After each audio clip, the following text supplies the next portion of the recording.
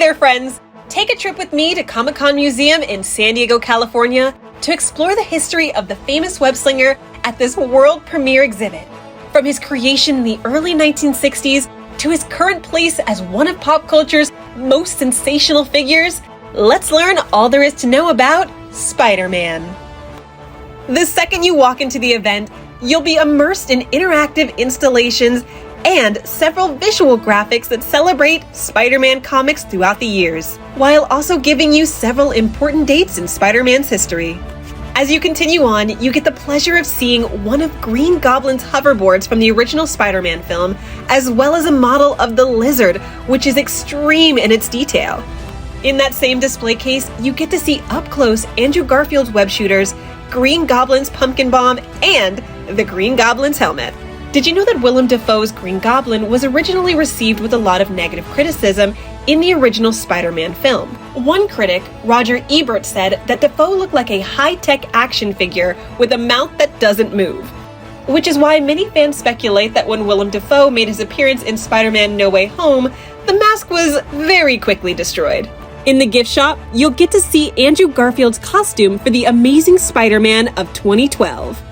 And then the exhibit really begins with a brief look at Spider-Man's history, starting from the very beginning, leading all the way to the Spider-Man that you and I know now. Did you know that we almost had a world without Spider-Man? Spider-Man first appeared in the Amazing Fantasy number 15, a comic that was actually being canceled. At the time, Stan Lee's boss, Martin Goodman, felt that Spider-Man would not be a popular franchise because no teen could be a hero. At the time, teens were only seen as sidekicks, and people's natural inclination is to hate spiders. But as we know now through Spider-Man's success, this was exactly what we needed.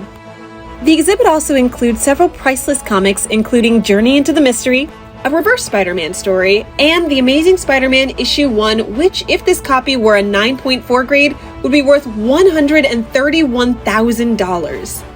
Continuing throughout the exhibit, you'll see homage to several of the older comics, as well as the creators Stan Lee and Steve Ditko.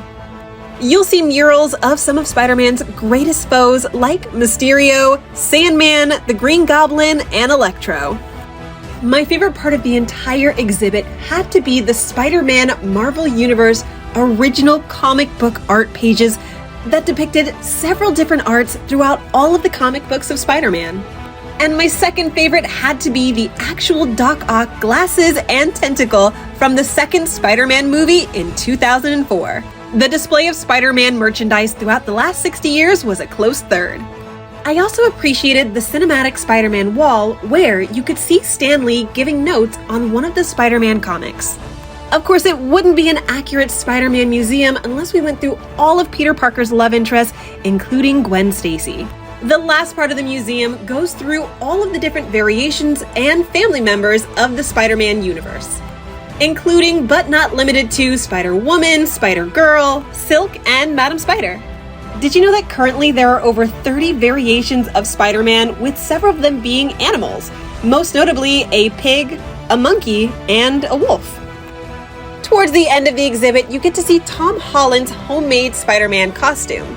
The costumes are probably one of the best parts of the exhibit because you get to see the finer details that you miss in the film. After paying homage to the great Miles Morales, we are then greeted by a statue of Spider-Ham, who is there to bid us farewell on this wonderful journey through 60 years of Spider-Man.